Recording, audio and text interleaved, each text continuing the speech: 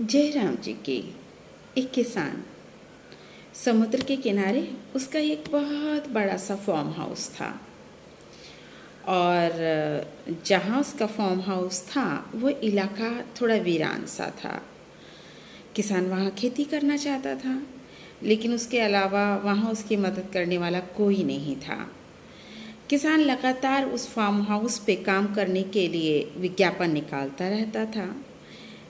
विज्ञापन वो न्यूज़पेपर के माध्यम से निकालता था या कभी किसी अपने परिचित के माध्यम से इस बात को प्रचारित करता था कि मुझे एक काम करने वाले या मददगार नौकर की आवश्यकता है।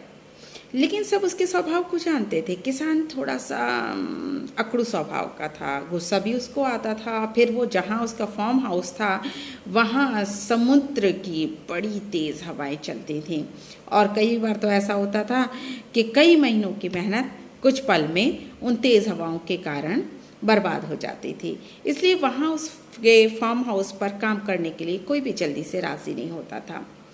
एक बार क्या हुआ कि किसान ने विज्ञापन दिया और एक कम उम्र का ज़रूरतमंद लड़का उसके यहाँ नौकरी के लिए आया। पहले किसान ने उससे सवाल किया कि तुम्हें काम का अनुभव है?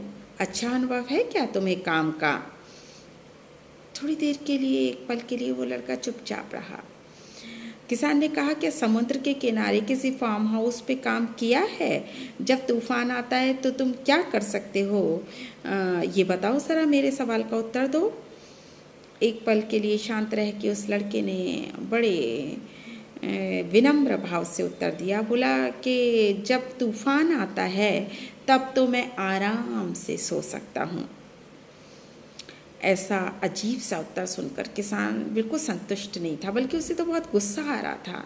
लेकिन उसने देखा कि उसके पास काम करने के लिए, मदद करने के लिए कोई भी नहीं है। हवाएं भी समुद्र की ओर से चलती रहती हैं, उसकी खेती का भी नुकसान हो रहा है। उसने समझदारी दिखाई और उस लड़के को फार्म की देखभाल के लिए रख लिया। अचानक एक रात जोरदार समुद्र में लहरें उठने लगीं, हवाएं साएं साएं चलने लगीं। ऐसे लगने लगा कि भयंकर तूफान सा आने वाला है।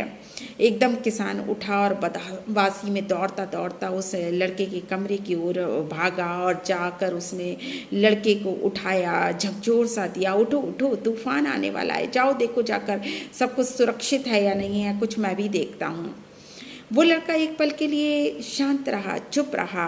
फिर बोला, मालिक, मैंने तो आपसे कहा था, पहले ही कहा था, जब तूफान आता है तो मैं तो आराम से सो सकता हूँ, मुझे फिर किसी बात की कोई चिंता नहीं होती। किसान को बहुत तेज गुस्सा आया। वो गुस्से में खुद ही फॉर्म की व्यवस्था देखने के लिए चल पड़ा। उसने देखा फसलों के ढेर बड़ी अच्छी तरह रखे गए थे और बरसाती से ढके हुए थे और ऐसी जगह रखे गए थे जहां आसानी से पानी या हवा का प्रभाव ना हो। उसने देखा कि उसके जितने पशु थे उनको ठीक ढंग से बांधा गया था, उनके लिए चारे की व्यवस्थाएं भी थीं, टीन थे, जो कुछ टप्पर थे, दरवाजे खिड़कियां भली प्रकार से सब बंद थे। अर्थात नौकर की व्यवस्था को देखकर, उस छोटे से कुशल नौकर की व्यवस्था को देखकर किसान का गुस्सा एकदम शांत हो गया। कहने का तात्पर्य ये है, आंधी आने से पहले ही सामान को समेटा जाता है। यदि आंधी आई और तब आप भाग भाग कर सामान समेटने लगे तो आपके स्वास्थ्य पर भी नकारात्मक असर होगा, क्योंकि आप हवाओं से, और हो सकता है बरसात आ रही हो तो उसमें भीग जाएंगे और साथ ही आधा सामान तो वैसे ही इधर उधर हो जाएगा और शायद आधा आप बचा पाएँ। तात्पर्य ये है कि जीवन में कई बार अव्यवस्थाएं आ जाती हैं, कई बार ऐसे मौके आ जाते हैं जब आपको लगता है हम क्या करें, तो व्यवस्थाएं हमें पहले से बना के रखनी पड़ती हैं।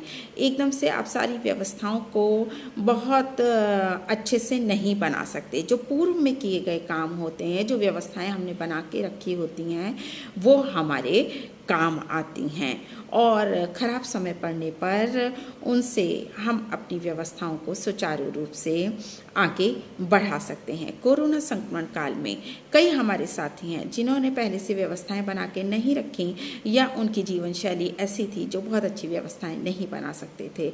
लेकिन जो साथी सक्षम हैं और उनके टच में यदि कोई ऐसा व्यक्ति आता है जिसकी आप मदद कर सकते हैं इस संक्रमण काल से निकलने में, उबरने में, तो ये एक तरह से आपके स्पिरिचुअल अकाउंट में थोड़ी सी पूंजी जमा हो जाएगी। जैसे हम बैंक अकाउंट में आर्थिक धन जमा करते हैं और समय आने पर उसे निकाल लेते हैं, तो ये एक बढ़िया काम होगा, पुण्य का काम होगा।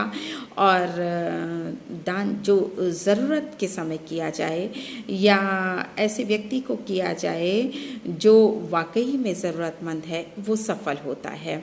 आप इसको दान का काम भी मान सकते हैं, या आप मानव होने के अर्थ को भी सही मायने में इस समय प्रतिपादित कर सकते हैं। अगर आपके टच में ऐसा व्यक्ति आए जो ज़रूरतमंद है और आप सक्षम हैं और आपको ऊपर वाले ने, परमात्मा ने इस निमित्त चुना है, तो प्लीज़ पीछे मत हटिए, आगे बढ़िए और अपने जीवन को सफल कीजिए।